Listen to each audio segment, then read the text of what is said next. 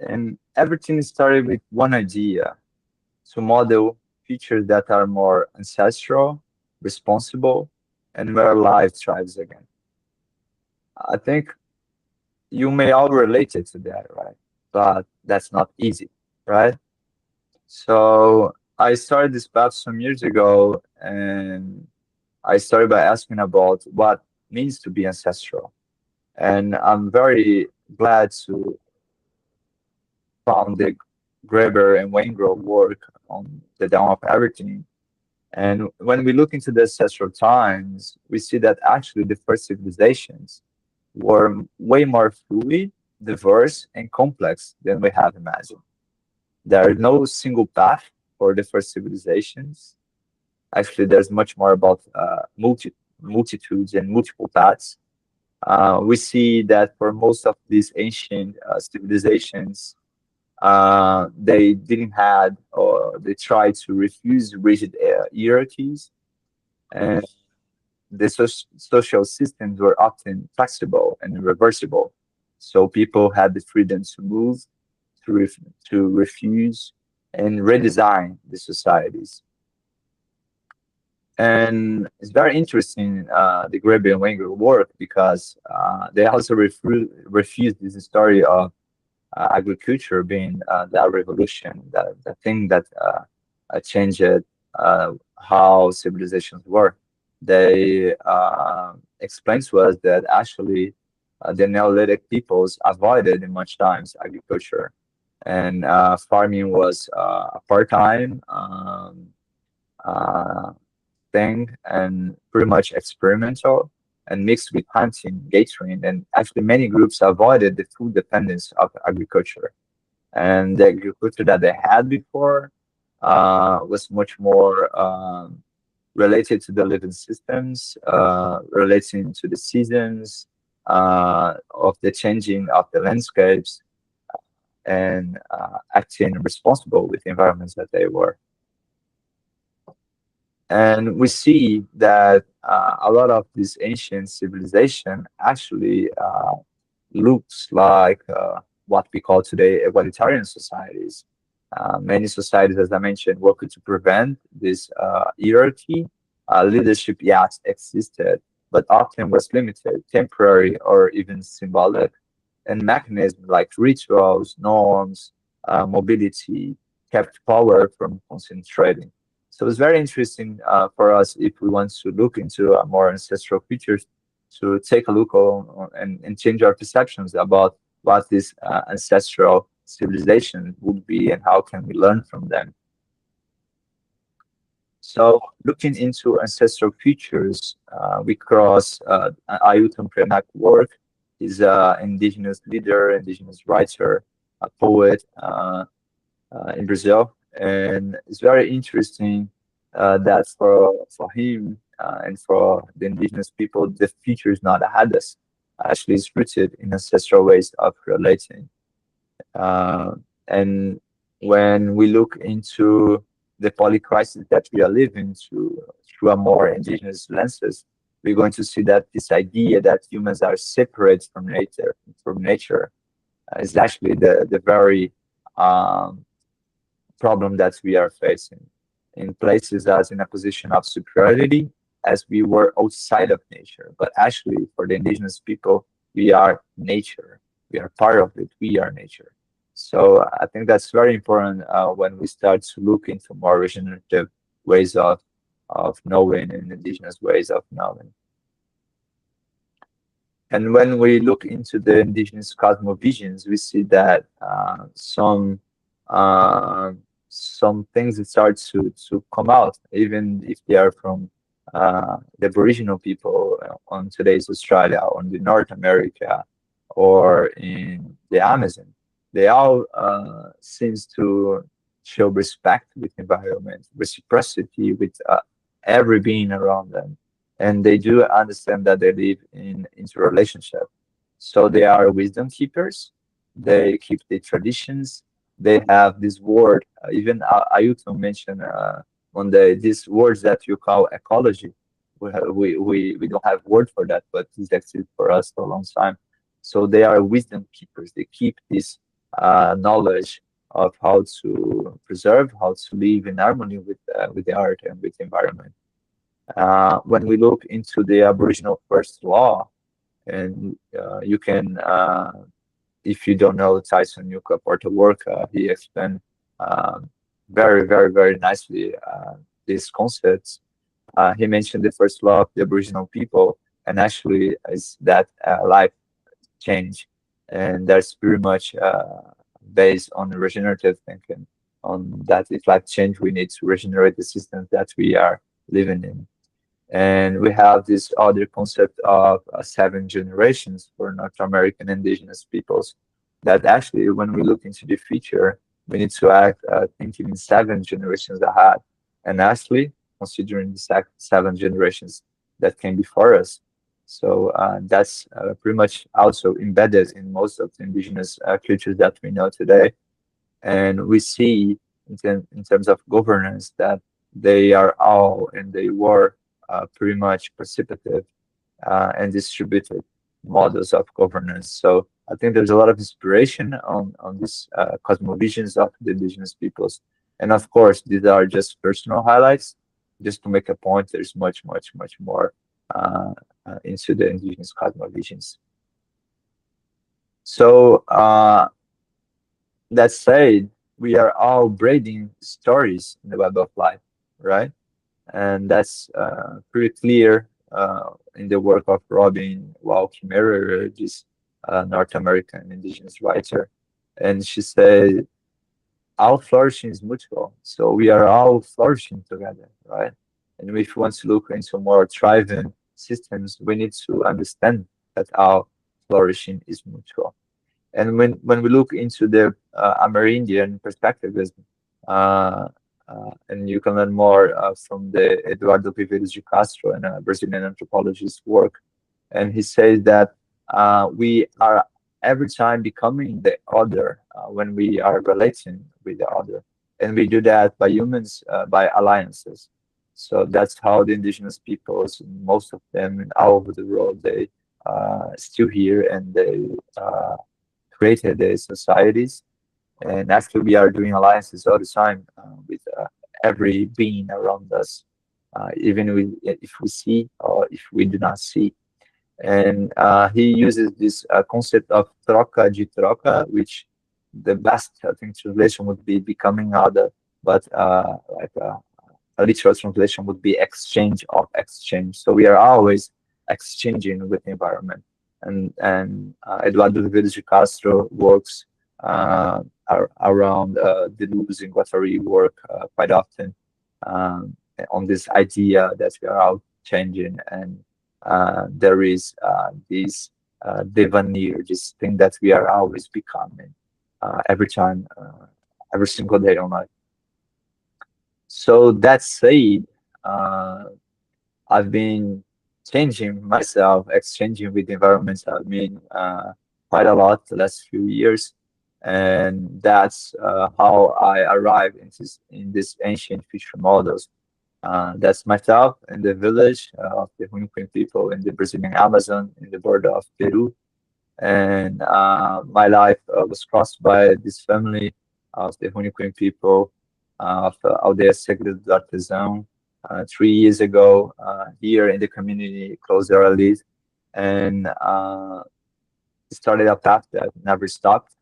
They invited me to be there, to go to the village, and 1 month after I was there, and when I was there, they invited me to lead with them the NGO of the village, which we call in Portuguese the Village of the Future, which aims to reallocate the village established since the 98 on the Taracá River to another location and create this village of the future. And it's very interesting because when this path started, actually we were invited in Caiuba, the spiritual leader, and me to go to Europe, to London, to present this project. And then we went to Helsinki as well to participate in some march. And then we were in Amsterdam, going back to Brazil.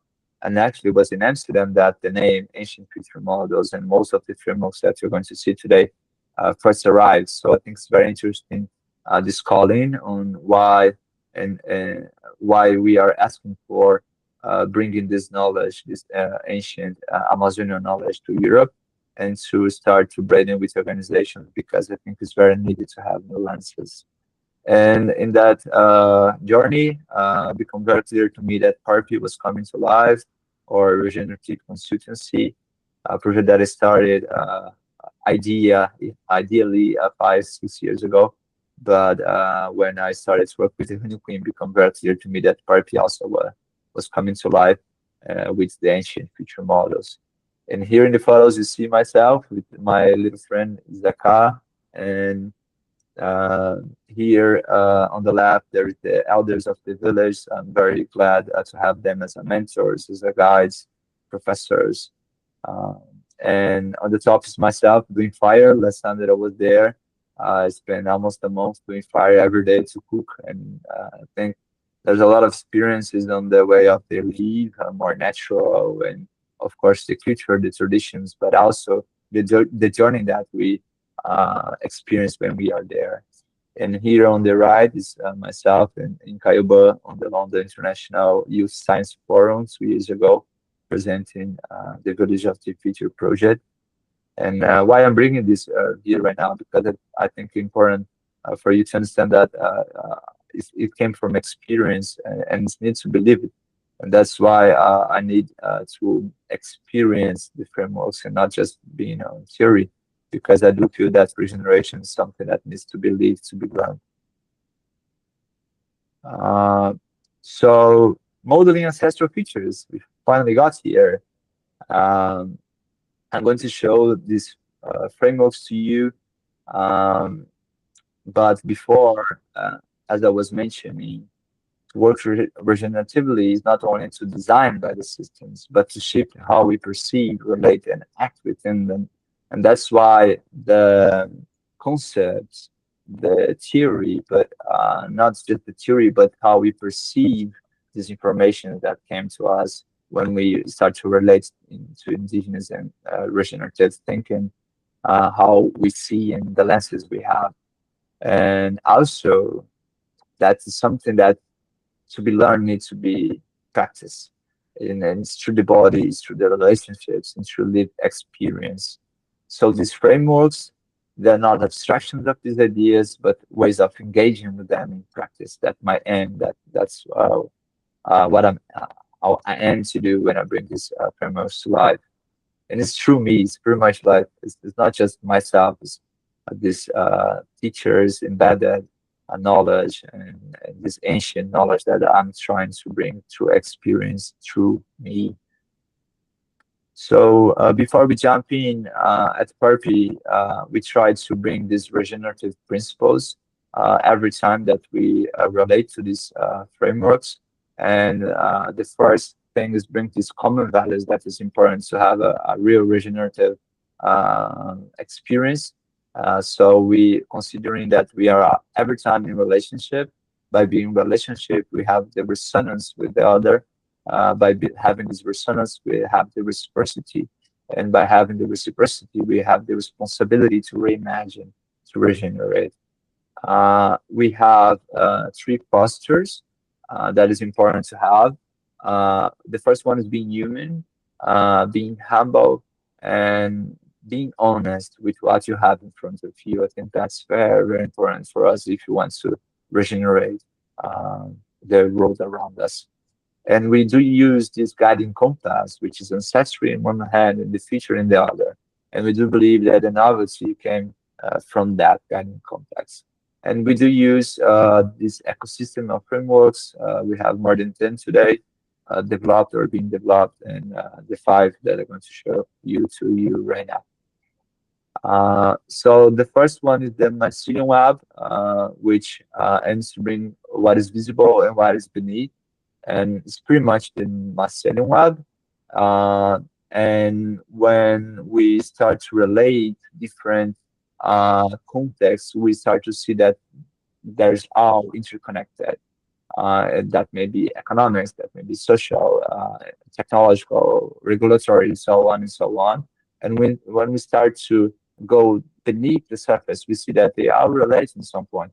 So it's a framework to start grounding the concept that we are and to exercise these interrelationships.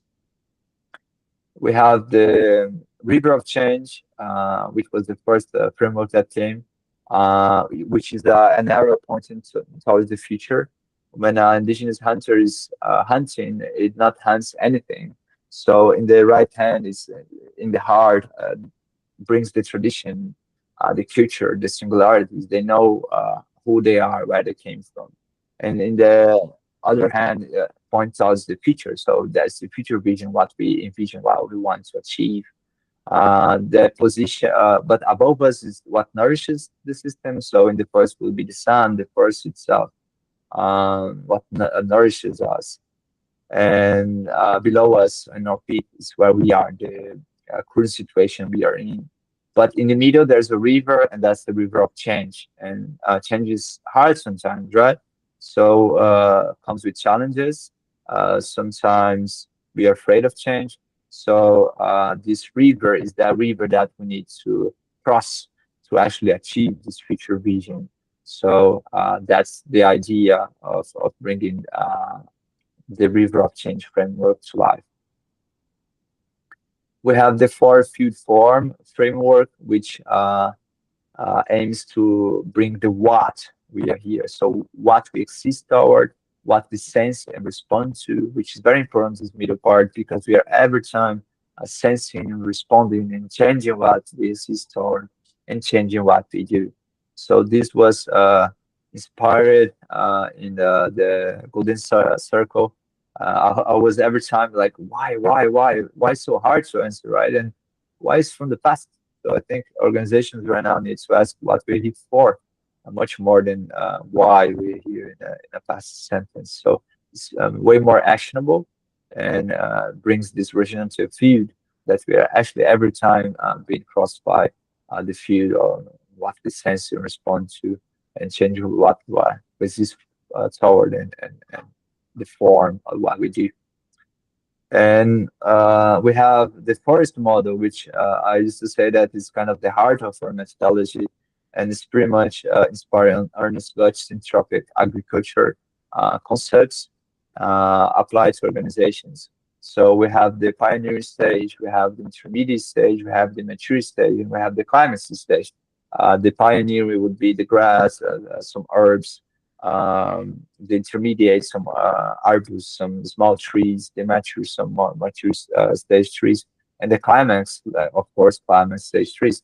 That in the Amazon would be the Samauma, the largest tree in the Amazon. So when we look into the forest model, we see that everyone grows together into a biodiverse, vital, and resilient system. So if we look into organizations in that way, what can we start to learn into this interconnected web of relationships? So I like to give in one example, which is Virgin Alliance. Virgin was today is a climate stage company, right? A very big airline company. But back then they were in the pioneer stage as a disco company.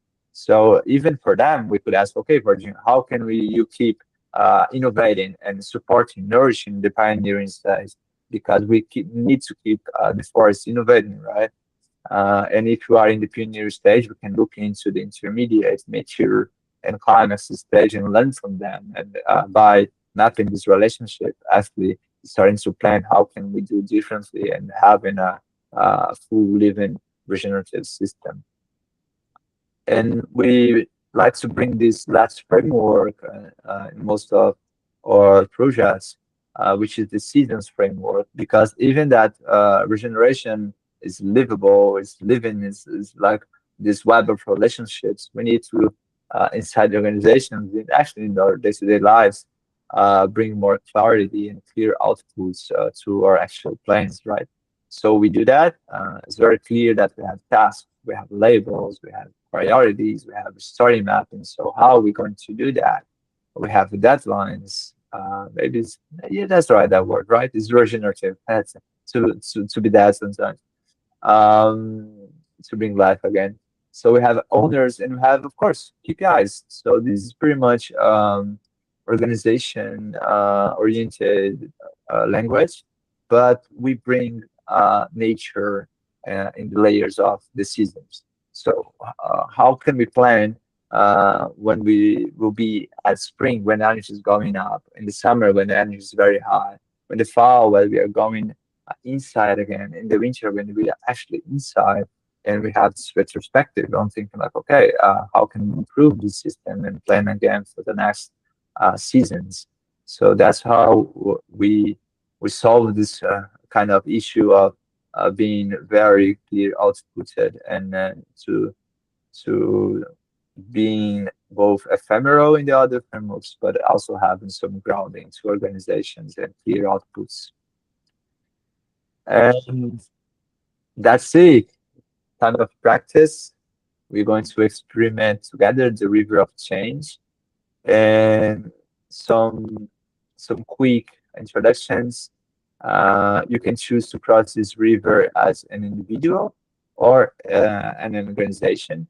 Of course, if you choose to try to cross the river as an organization today, remember that if you're going to share, that's important that you can share what you're sharing, right? So the information that you're sharing, but also that you are just one individual. And as organizations, we have different lenses.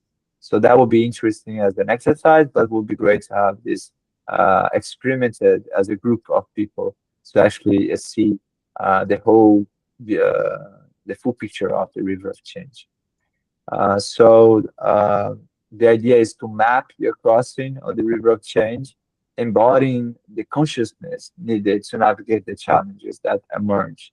And you're going to have some questions um, that are where we came from, what nourishes us, where we are, where we want to go, and what challenges emerge from that.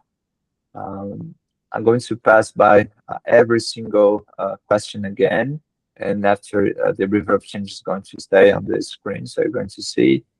But getting deeper on our singularities are who we are, where we came from, our traditions, our futures. So the things that make ourselves or our organizations singular. So that's the first one that we're going to do. The second is what nourishes the system. So in the forest, as I mentioned, will be the sun, the forest, the streams. For personal and then for people will be food, family, friends, and so on.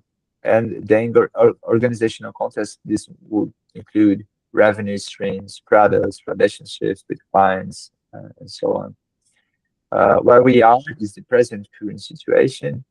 The fourth actually is for is the future we envision.